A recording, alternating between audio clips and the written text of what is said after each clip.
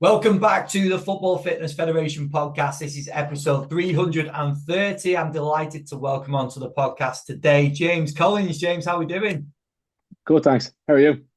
I'm very well, thank you, mate. Very well. I'm pleased to have you on the podcast. We've been talking about this for a little bit just to get you on. I'm keen. We've spoke a lot, obviously, with the work that we're doing between football fitness and Hawkin, but I was keen to get you on to get into your background as well. So that is exactly what we're going to do in the episode. So kick us off, mate, with a bit of a backstory on yourself. Where have you been, the roles you've been into, and obviously take us into what you're doing now as well. Yeah, absolutely. Yeah. Well, I'm from Ireland, and I'm currently based in the US. I've been in the US for God, coming close to 11 years now. So I've been there a while. I've successfully kept my accent. So if anyone says otherwise, I'll be very disappointed. But no, I did my undergrad in sports science in TU Dublin in Ireland. But then originally kind of got into it to try and be a physio because I thought sports science and physiotherapy was all the same thing, and quickly kind of realized it wasn't. So, wanted to get practical experience as quick as possible. So, did some work at a secondary school and at a kind of semi-professional rugby club in Ireland. Just because that's where the experience was coming from. Was very fortunate to have some really good mentors early on: Kieran Collins, Shane Malone at TU Dublin, and then Barry Sullivan. Who spent some time in the Premier League, but before he went there in Ireland. And then, yeah, as I was kind of going along and finishing my education, I kind of, at the time, maybe right or wrong, kind of saw maybe the lack of maybe full-time opportunities in strength conditioning or sports science in Ireland. So I had to kind of think about maybe what the next steps were in order to try and work full time to try and learn as much as possible, I suppose. So was looking at different masters courses, things like that. Saw one in the US, Springfield College, which would be fairly well known, at least in the US anyway, and kind of took a chance and applied. And with the help of the legendary Mike Boyle, I ended up being able to get into the course, and I suppose it was a bit life changing from there. You know, moving country, was fortunate then to work with be a graduate assistant, which is essentially you just work as a strength conditioning coach within the college. So you have a handful of sides and teams like that. So you get your hands dirty while kind of getting some of the academic side in terms of the masters, and finished that and spent a little bit of time in the college sector in the Boston area in the northeast of the US, before ultimately going into Major League Soccer. So I first went to Sporting Kansas City, so I was the head of the academy, and then moved up to the kind of second team. So it's MLS is a very similar structure to, say, I don't know, some Spanish teams kind of have a similar, like Barcelona B and things like that, let's say. So I was with their B team for a season, and then moved on to Minnesota United, their first team. It's basically their head strength coach, working under the director of performance and the head of medical. Was only there for a season, and my wife is from the northeast, from Boston. So an opportunity arose to be head of sports science with the New England Revolution, which are the Boston-based team. So went back there, was the head of sports science for 2 years, and then moved up to the director of performance role for the last 2 seasons. And during that process, started a PhD and all the rest, and essentially then decided to make a decision to move out of football or soccer as it is over in the US, and kind of go down the tech space and work for Hawkin Dynamics. So that's basically me in short, I suppose. Maybe we're going to dive into loads of that shortly because I want to get back into the transition, obviously out of football to what you're doing with Hawking now, but some of the other parts of your journey as well. But just take us back. Obviously, you said about growing up in Ireland, getting the first sort of insight into S&C performance, whatever we want to call it. That must have been very different because we've spoke to a lot of Irish coaches. There's obviously a lot of opportunity, but in the professional realm, there isn't as much as there in terms of the opportunities there. But then moving to the States is probably the complete extreme, isn't it? So how was that Yeah. actual in terms of an experience for you? Yeah, it was. I mean, as I said, it is going from one extreme to the next. I mean, like, I remember I trained a rowing team in a university in Ireland, and the gym we had was an attic of a boathouse built in the 1800s. So we didn't have any equipment. And then I moved to Springfield College, where they have this unbelievable gym and weight room that's like something you'd see in those videos, those American football lifting videos and things like that. So yeah, it was massive. Like someone didn't have cones, but I found beer bottles and I used them for cones. You know what I mean? But genuinely, that actually did happen. So, and then you've got all this equipment. So um, yeah, it was a massive change, and like even just the kind of cultural differences between coaching, I suppose, in the States to Ireland was substantially different as well. The Americans, the American can-do attitude, I suppose, is kind of front and center as a coach, whereas it probably wouldn't be quite the same in Ireland. But yeah, as I said, like in terms of the professional, when I was in Ireland, like in terms of full-time jobs, it was mostly in the rugby. Fortunately, it seems like it's changed a bit now. Like I don't even think the Irish Institute of Sport was the actually facility was there when I was there now, and when I was living there, and it is there now. So things have changed quite a bit, to be fair. And even the GA, there's a lot more. Most intercounty sides have strength conditioning coaches and sports scientists, where 10 years ago that only a couple, kind of the kind of more forward thinking probably had us. So it certainly changed. But yeah, no, coming here where there's just so much opportunity, it was certainly it was a bit overwhelming at first. But and for me, like, I was very keen to get into football, obviously playing as a young lad. But I think what drew me to working in football the most was probably the integration piece between the sports science, the strength conditioning, the working with coaching teams to really trying to impact change. Where sometimes at times within maybe collegiate or other spaces in the US that might be separated a little bit more. So I was really keen to kind of go into the football, and I was very lucky to kind of get those opportunities as they came as well. Yeah, it's really interesting you bring up the facility side, because obviously that is a massive part of what you see in the States, isn't it? And I've not done much traveling around and seen some of these facilities, but obviously online it opens up the opportunity to experience them. We've had people come on talking about the design of the facilities, which you go to speak to people in different countries, they could only dream of having some of these facilities available. But when you've seen that, how much do you think that impacts the program? From the players, obviously, it's attractive, isn't it, for them to go and train in these facilities and stuff. But in terms of the actual programming, you said there and you joked about it's not even a joke, is it? The beer bottles and all the rest of No, it. it's not. That's And not a joke. we've had these conversations with coaches all the time that actually those situations when they were having to use whatever they could, it basically creates a whole different skill set, doesn't it, as a practitioner? So when you then take the extreme of going into these other facilities, how do you think that impacts the program? At the end, it doesn't really, to be honest. Like at the end of the day, like and I know it's such a cliche, like it's about buy-in. It's getting buy-in from your players. You can have the best program possible, but if your players aren't bought into it, then it doesn't really matter. Yeah. Do you know what I mean? Because they're just going to go through the motions. Whereas if you've got minimal equipment, but everyone's going full tilt, you're going to get a lot more out of the players ultimately at the end of the day.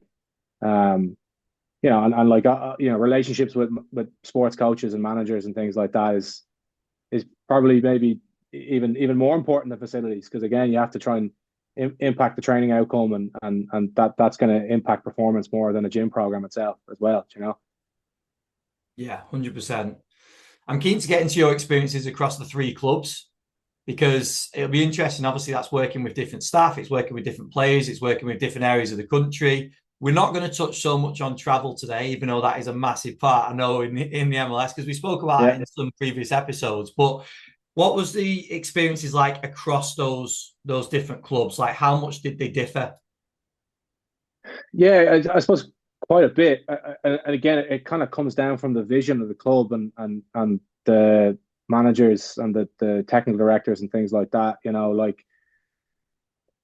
of the clubs I was at, it was very, it's kind of our way or the highway, which for a a performance coach, that makes life really easy, to be honest. Like, because again, your players are going to do what is asked, and you can say, need you to do this, and it's yes sir, and they know if they don't do it, there's going to be repercussions.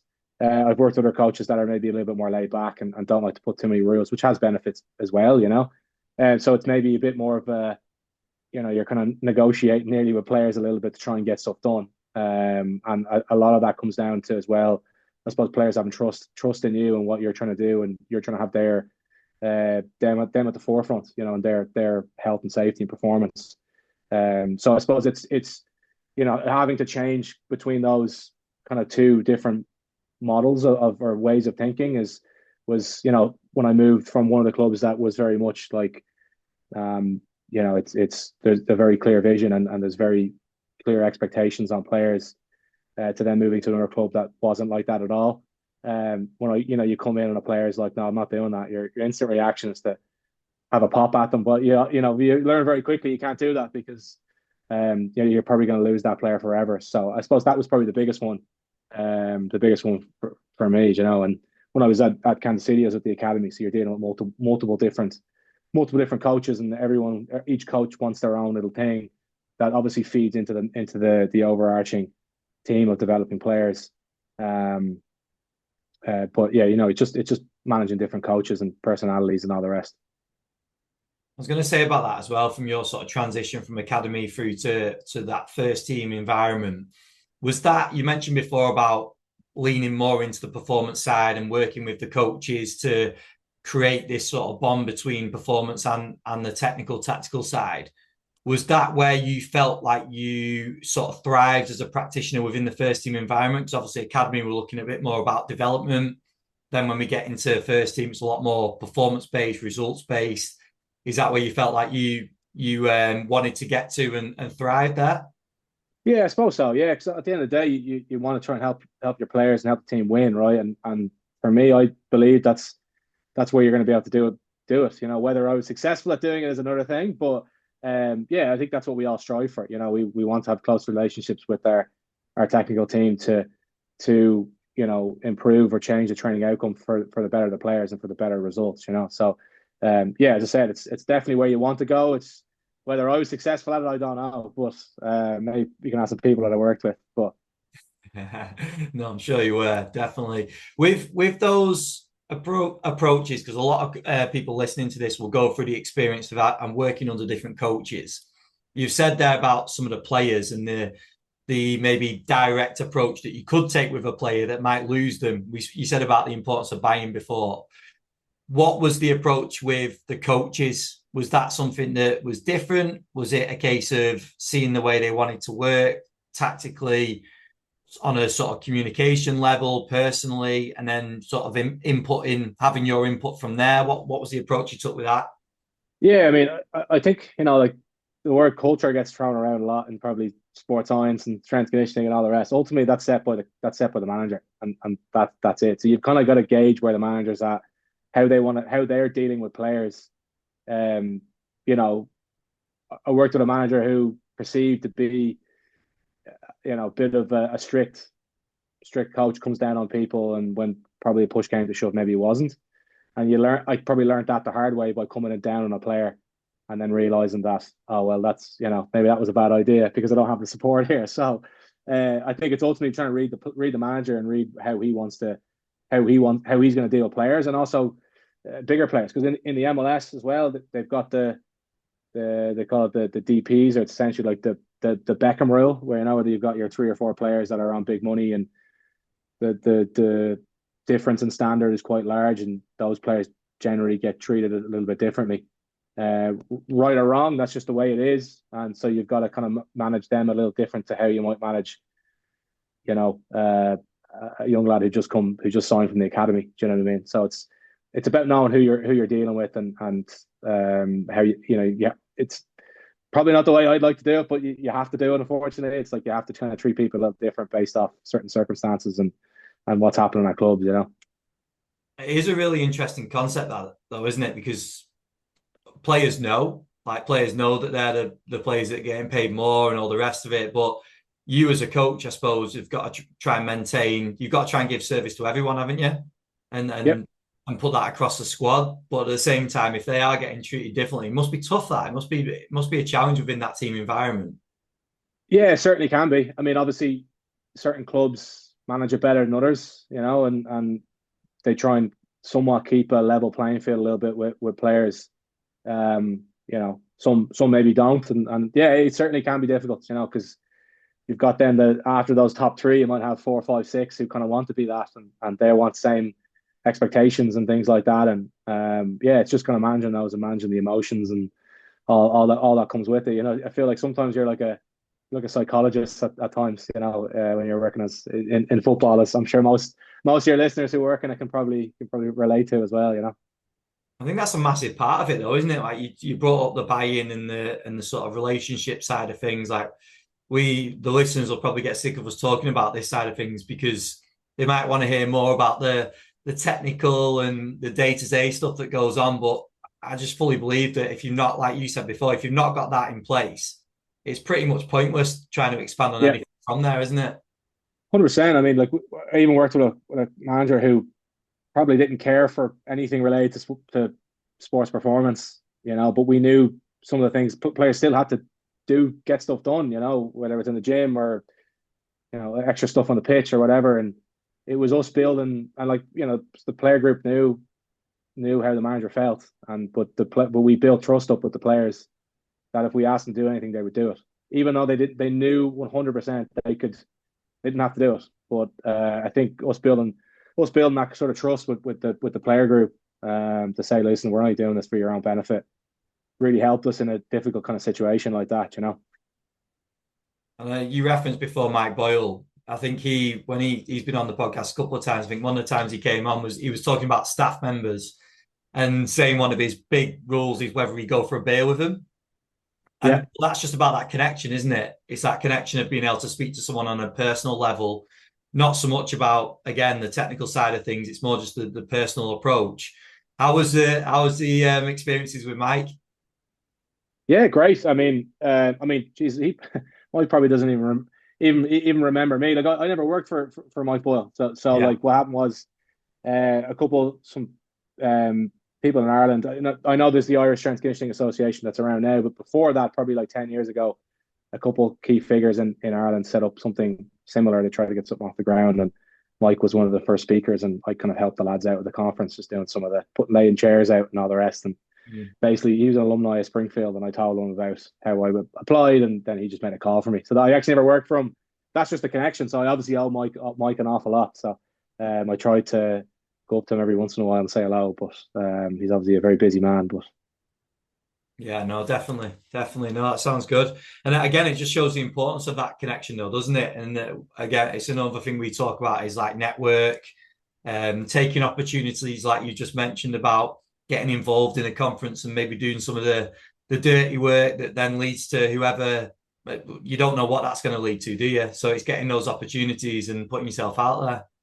that's it. Yeah, I mean, you know, nearly every position I got is from is from a connection that I had from someone. You know, from getting to Kansas City, there was the fellow I interned in with in Ireland knew someone at that club, and when I was the job to Minnesota, same. A friend of mine I worked with knew the performance director, and the exact same thing when I initially went to the Reds, and then you can obviously grow in a role. So, you know, it's frustrating probably for a lot of people, like, but unfortunately, that's kind of the way it goes. And expanding your network and like leveraging communities like what you've built yourself is really important, because even being in a position of hiring, like which I was, like, I think, you know, you're tend to kind of want to hire someone that you know and you trust, you know, whether that's right or wrong, that's just kind of human nature, really, you know. So having communities like that and having a large network is always really helpful, you know.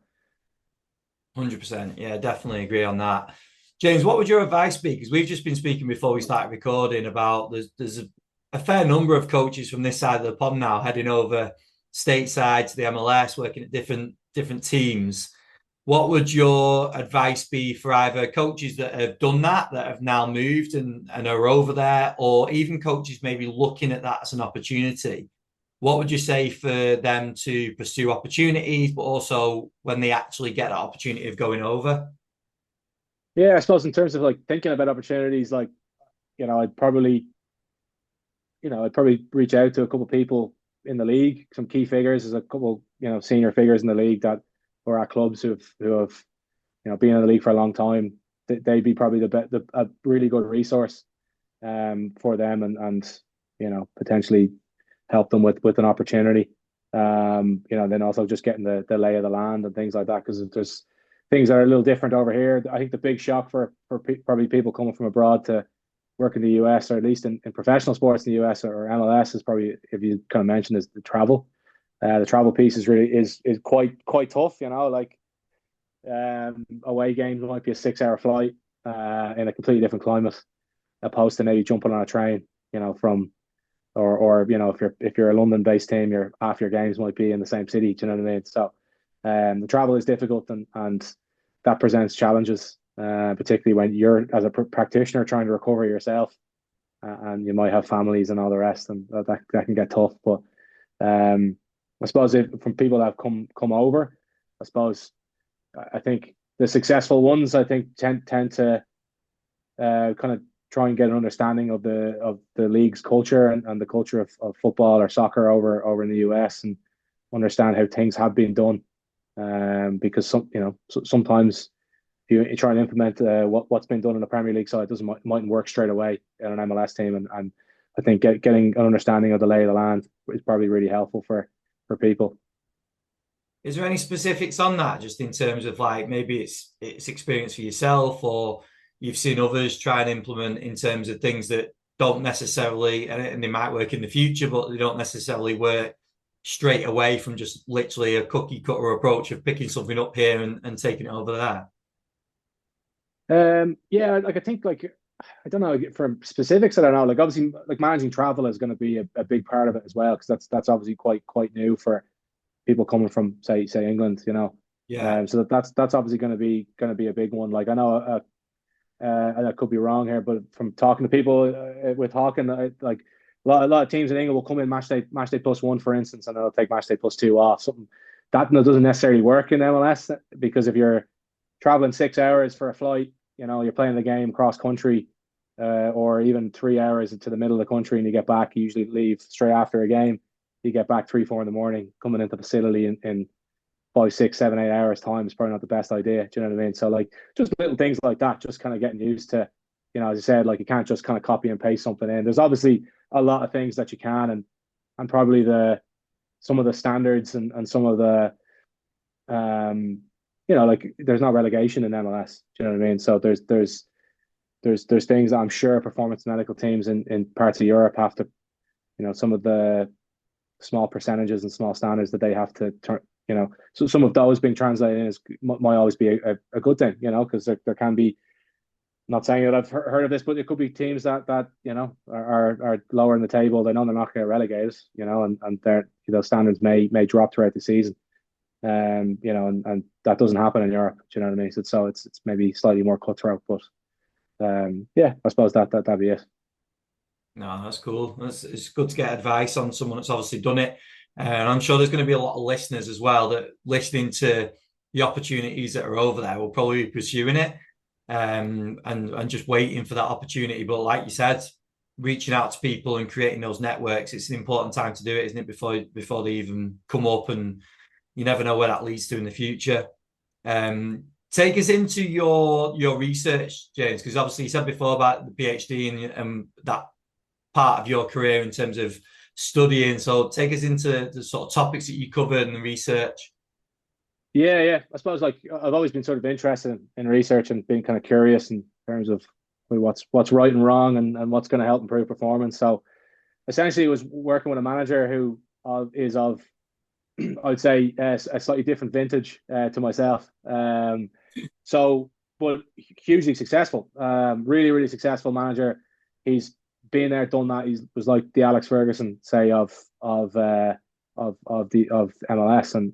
or US football or soccer. And when you present, maybe fancy your lovely GPS reports and things like that from your Power BI or Tableaus, and he kind of looks at it and was like, why do I need this? Because I said, essentially, at the end of the day, managers, look, they all have very strong personalities, and they all have egos, and they have to have it to be successful. So generally, if you show someone something that they don't understand, they're just going to say, right, see you later. I'm just going to do what I want to do. So because from working with this particular manager, we had to come up with a strategy to try and kind of get some information across to help him ultimately make the decision to change the training outcome if needed. So that's where we kind of came across the multi-metric or the multi-mechanical model, which is not new. I didn't invent this. It's been around. I think Adam Owen was did the original research on it, and then I think there's a couple other bits and pieces from a practitioner who was at Aston Villa, I think, quite a few years ago. I basically saw that, thought this was a great idea, thought this might work. We started to implement it with the manager, and we changed it around a little bit, but we ended up getting success with it. So essentially, then the idea was proposed to TU Dublin and Kieran Collins to maybe let's try and research this a little bit more and see if it is a viable method to as a kind of a strategy for managing training load. So we're kind of diving into it a bit now, and I know. So basically, essentially, what it is, or what the original research that was done from Adam Owen was essentially took a couple of metrics that he found valuable. I hope I don't butcher them now, essentially they would take volume. So they take, let's say, 5 metrics outright. They'd add them up together, divide them by the average from a match. So sorry, I think in his research he went off max match values. Then they'd multiply it by 100/1 to get a percentage. So that would be volume, and then essentially it would be all of those metrics per minute to get it into percentage as well, which then would be intensity. So you'd present volume and intensity with context of a game. So it might be, your match day -3, where you might be playing in bigger areas, you're going to have higher volume. How does that change throughout the week? And essentially that's what we did. We just laid out, here's the average volume and intensity, and here it is for each individual player, and here's it laid out for the drills. And we just sort of leave it there with the manager. He's able to digest it a little bit more, and then he start asking a couple of questions, and then that's where you start getting into it. Now, maybe you as performance in the medical team, you might look at that, of course, to help translate across your manager, but you're obviously going to look a little bit deeper because obviously you've got an education and you can understand it. So essentially, what we then did, we changed it, as I said. We start to weight metrics a little bit higher. So, for example, we know sprint distance. If we take your kind of standard GPS metrics, we know sprint distance, so generally above 7 meters per second. Any distance above that is generally going to have a higher neuromuscular cost than, say, just total distance, because that might be, 50% of that could be walking or light jogging, right? And that's going to have a different cost. So what we did was we weighted certain metrics higher. We took total distance, high speed running, sprint distance, and then a sum of accelerations and decelerations. We then weighted sprint distance higher, and then we weighted accelerations and decelerations higher. And then we used kind of like a moving average of the player of the match data as the kind of benchmark opposed to max. And then in order for just to collect accurate data, we kind of capped it at basically what we did was a player would if we didn't have enough data for him, it would translate back to the average for the positional group. Once we got basically 5 games where they played 60 minutes, we then translate it straight to them as the individual. So there's a bit of a time period where you have to kind of build a bit of data. That's essentially what it became for us, and what we're kind of looking at from a research point of view. In some of the research that has kind of built up to it, we looked at different GPS metrics and injury. There's obviously it's a very complicated relationship between training load and injury, as we all know. When it's done poorly, which in the case that in the data collection that we had, it was, and we saw some clear relationship between, say, sprint distance. So that was kind of a no-brainer. And then we started to look at using Hawkin dynamics plates, because I was a customer at the time. We looked at the kind of relationship between some of the GPS metrics and its relationship with some force plate data for neuromuscular fatigue, which kind of helped us maybe sort of guide where we're kind of where we're weighting certain metrics higher than others. I think if I went back and did it again, I might change it, because there's some question marks over some of the accelerometry data. Maybe move that out and just strictly go with some some of the velocity based metrics. But that's essentially it in a nutshell. We had a bit of success with it. As I said, it's there for coaches, people dealing with coaches that maybe have a hard time understanding this, maybe don't even like looking at this stuff, because I know a lot of coaches don't like GPS, don't like training load, they don't like feeling like they're being handcuffed by their fitness coach. This kind of puts it somewhat back into their hands, but you can obviously reframe the narrative a little bit, while your performance department, your medical team can still dive in deep, as well at the same time. I love that breakdown though, because that's given such a real life insight into working with a coach that essentially, if you tried having the conversation and bringing up a lot of the data that you just talked about there, it's probably going to go in one ear and out the other, isn't it?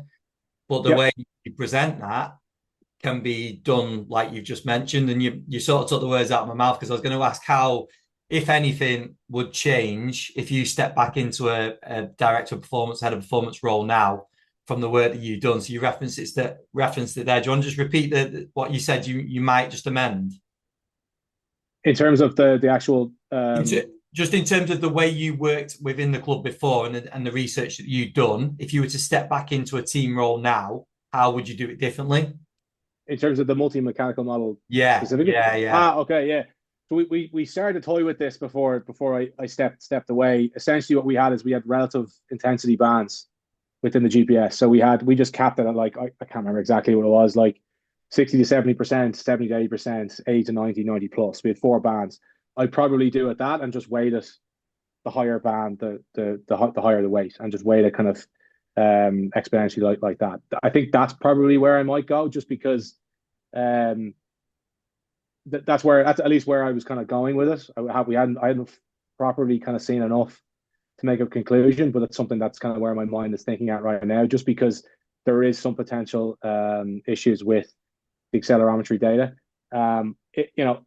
I could also see myself just taking out the accelerations, decelerations, just going with a higher weight for high speed running and an even higher weight for sprint distance, and just have the kind of three metrics with distance, high speed, and sprint as well. That's definitely an option as well. I'm even trying to think how you would relate it to other sports, maybe like rugby or American football with impacts and how much that relates. But I probably don't know enough about those sports to probably do that. Well, at least American football anyway. But yeah, I think that's probably one of those two ways in terms of just strictly looking at the velocity based stuff is kind of where I would go with it. No, that's really interesting. How much did you see? Did you see like a big change in terms of how much that informed practice and preparation on the technical side with the coach then as well? Was it like a direct, or sorry, not a direct, like an immediate change of things are being presented in a different way? I can now understand things a little bit quicker. I think probably with the assistant coaches, we probably saw something straight away. The manager, probably not quite. There maybe some more inquiring first before we start to see an actual potential change. I mean, the best thing is you leave a piece of paper and you walk out. They might come into the meeting the next day and be like, "All right, we're going easy on the lads," because I think we just did. You're sitting there, you're like, oh, "I wonder where I got that information from." That doesn't matter though. At the end of the day, it doesn't matter because you're there to help the players. So it's a slow process. Obviously, like building relationships with assistant coaches and stuff can help as well because they can have impact. And maybe a slightly more hands-off approach to the manager and having him spark questions and things like that kind of help. But as I said, like it wasn't necessarily overnight, but it eventually it did help, and particularly in certain moments as well. No, I think it's really good advice for coaches that are struggling with that because there will be that barrier with some coaches, isn't there, when they're trying to make an impact, but it's just not being seen and you're not feeling your value. But you mentioned there about there is some sort of change there with that. So, you mentioned that some of the questions that came up from either the coach, the head coach, or maybe assistants as well? What were some of the questions it led to? I think it was originally just, I mean, I was asking kind of what it was, and then how you explain that. You don't want to get into too much details of the different metrics because they don't understand or really care. I think it's kind of trying to explain to them like this is related to the workload that's related to what they generally do in a game. Because I know within a lot of the education within coaching badges, at least in the US soccer did do this. They would kind of go off percentages anyway of game in terms of when they do their periodization piece. That's for a long time. That's how they did it. So at least in the US, you're dealing with coaches that've gone through that cycle. That was already kind of there for them. So when you kind of piece that together for them, it was like, oh yeah, we're kind of used to this, and that's what kind of helped. I don't know if it's different within the English FA or anything, but that also helped. So knowing that and generally helping former coaches with their badges and their periodization module, I was able to pick that up and be able to use that as well. So that helped. But I think as soon as you kind of go through then like what days should be higher volumes, what days should be lower volumes, maybe, within the model, I think intensity being high is not always the worst thing in the world as well. But just kind of going through that and just relating it to them as a football coach, as opposed to talking different. Speaking as a sports scientist, it's like, this number is going to be closer to 100. It shouldn't be obviously at 100 on a Wednesday because we play 11v11 in a big area. So it's the closest it's going to be to a game. So therefore, it's going to be higher volume.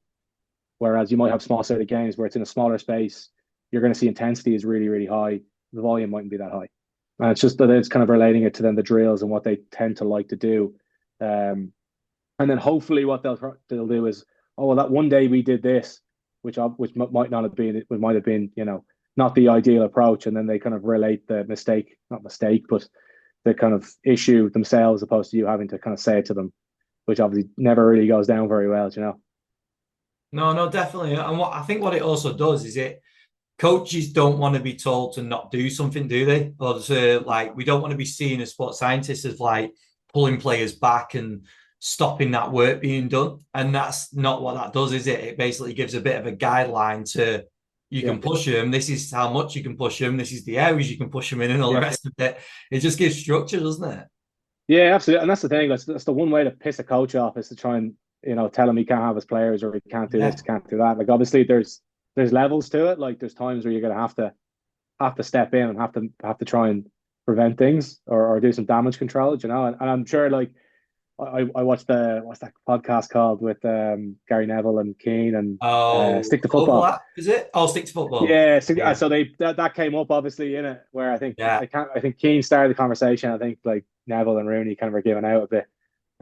So look, at the same time, it's like, you don't know who, you don't know the situation and what coaches are trying to do, because they can do some mad stuff as well and kind of be a bit negligent, really. And it's important for people to step in, but it is tough to try and balance that narrative, balance that narrative between the coach and what he thinks, and what he thinks of you as a practitioner, and not trying to be that person to kind of handcuff them, because it's, as I said, it's one way. It's a perfect way to piss them off. It just becomes a battle then, doesn't it? That you don't need to have, and Yeah. I think it's just a clever way of working, isn't it? Of finding a way of presenting. Because you said before, like, obviously when they've made that decision in a team meeting or whatever, that we're going to work this way, you sort of have a right smile to yourself and think, actually they've listened to what I said. But that's a big success, then, isn't it? Because they've taken that. 100%. Yeah, and I even think, like, in terms of like risk and how you relay that to coaches, I think the best way I've heard described was probably from Dan Burgess, where he said it's kind of like probability in horse racing. It's like, this player who's scoring poorly on his force play testing. He ran more than he usually did. His wellness questionnaires are poor. He might be at like a 3-1 to maybe get hurt, or a 5-1. Whereas their man who's perfect, he's flying, he just feels, he's everything, there's green lights everywhere. He might be at 100-1. And like that might be the best way that I've heard to explain it. It's like, just because he's 3-1 doesn't mean he's going to get injured. Doesn't mean the horse is going to win the race, or he's even odds or whatever. Do you know what I mean? I think that's probably the best way I've heard it explained. It's like, look, this is not definitive. It's just the risks are higher, and as long as you're aware that this is a higher risk, if you're going to go and take the risk, then we're going to get on board with it. But you just have to be prepared for the potential repercussions. And if it doesn't, brilliant. That's great. 100%. Yeah, I love that. Love that. It's a great analogy. James, talk to us about your transition into tech. You work with Hawkin now. So coming out of football, was it a decision because the opportunity came up with Hawkin? Was it something you were pursuing to come out of the game? Or, talk to us about that. Yeah. No, I was just I was been thinking for a while to try to step away. The travel over here is difficult. I've got a young family. I think that was kind of steering me away from it. And sometimes working with difficult coaches who don't value sports performance can burn you out a little bit as well, to be completely honest. And I had an interest in going into the tech space. As a practitioner, I would have been very objective, and I would have used technology quite a lot. And I think I had an interest in kind of going down that route. And basically, season ended, and within a month, I just called the technical director up and quit out of the blue. Didn't have an opportunity, and I was as I mentioned before, I was a Hawkin Dynamics customer, and I knew the CEO and his brother who's a COO, and I just gave him a call and just said, listen, just after quitting, like, what's your, what do you have any advice? And he basically said, well, we need someone to help us grow in football, so maybe there's something that can work. And I think there's a couple of things that were important for me to work with a company and that Hawkin were able to check those boxes off. Like, one being very much a science first company. You're not gonna sell the dream to anybody. You're not gonna excuse my language. You're not gonna bullshit anybody. And we're not gonna put any products out there on the market that's not at the highest level of accuracy. So I think that was really important for me. And as well, just them being good people. I knew them. I knew they were really, really, really decent, really decent guys, and I think that was a big part to play in it. And they obviously have big intentions. John McMahon is now obviously with the company, and he is the GOAT. For when it comes to force assessment. So when I heard he was on board, it was like, wow, okay, there's some real intentions here. And the opportunity to learn from John and Peter Mundy and plenty of other research team as well was really enticing for me. So it was definitely something that I thought about, is getting into football, and the opportunity, the opportunity from Hawkin just arose from, I suppose, just previous relationships and me just picking up the phone, and just right time, right place. But no, it just underlines what we talked about before, though, with relationships and putting yourself out there, doesn't it? There's a theme coming up, mate, that this is where the opportunities that you've had have come from, isn't it? I think that's a big lesson for listeners to take away from that. Talk to us about your day to day then now, James. Apart from having the unfortunate calls with me here and there, what are some of the main roles and responsibilities that you take with Hawkin? Yeah, so for Hawkin, I basically oversee football for the company from a global point of view. So, we do a bit from a marketing point of view and an education. So I'll do a lot with John and Peter and the education team, in terms of how we can essentially help people who work in football and get the most out of their technology to help their players. I think that's a big part, yeah, a large part of it, and then other areas as current customers that we do have, and trying to help them. And then of course, on the business side, trying to grow the company, form partnerships like the one that we have with yourselves, and to help grow in football.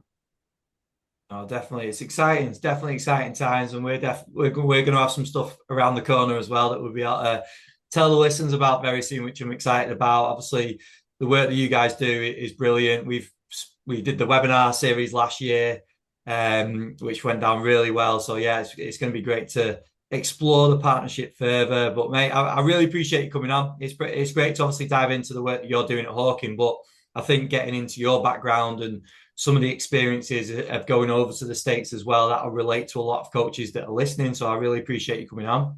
Yeah, thanks very much, Ben. Much appreciated. Top man. Thanks, James. Cheers.